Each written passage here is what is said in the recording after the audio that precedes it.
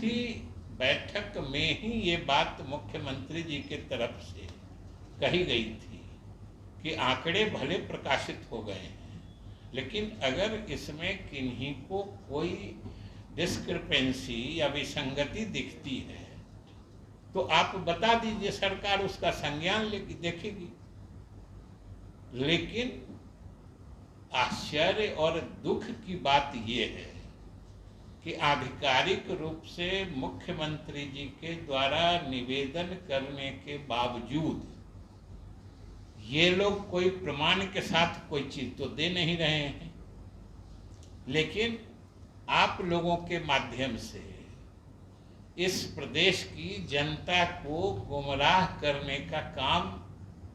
जरूर करने की कोशिश कर रहे हैं कि आखिर आप बताइए कि कोई आंकड़े आए हैं, किन्हीं का कहना है कि किसी खास जाति का आंकड़ा कम कर दिया गया है,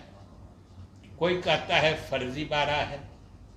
कोई कहता है कि सही ढंग से गया नहीं है। तो हम लोगों ने तो कहा है कि आखिर इसमें फर्जीवाड़ा या गलत क्या हो सकता है। आंकड़ों के साथ खिलवाड़ या कोई इसको अपने ढंग से मैनिपुलेट कैसे कर सकता है। दो ही बात हो सकती है कि कहीं पर इस प्रदेश के किसी इलाके में अगर किसी जात विशेष के लोग हों और उनको गिनती में छोड़ दिया गया है, तभी कोई पक्षपात का आरोप लग सकता है, या कहीं पर किसी जात के लोग नहीं रहते हों और जबरदस्ती उनको गिन दिया गया है, तभी ये आरोप लग सकता है। तो सरकार की तरफ से तो हम लोगों ने खुले तौर पर कहा है, उस बैठक में भी कहा था कि भाई आपको अगर प्रमाण कोई कहते हैं कि इस जात की संख्या कम है,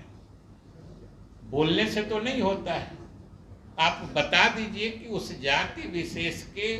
कहाँ के लोग हैं जिनको गिनती में छोड़ दिया गया है, जिसके कारण संख्या घट गई है। तो अगर ये प्रमाण आप देते नहीं हैं और खामखा आरोप लगाते हैं, तो यह तो किसी दूसरे चीज की तरफ इशारा करता है। और वो भी बात स्पष्ट है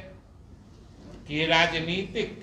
जलन हो सकती है, ईर्ष्या हो सकती है, क्योंकि आप जब से जातीय गणना का कार्य शुरू हुआ है, आप लोगों ने शुरू से देखा है कि कितने तरह से इसमें बाधाएं डाली गई। पहले तो सरकार के स्तर पर तरह तरह से समस्या खड़ी की गई, फिर न्यायालय के माध्यम से इसमें पेच फंसाने की कोशिश की गई, कुछ दिन के लिए रुकवा भी दिया गया। लेकिन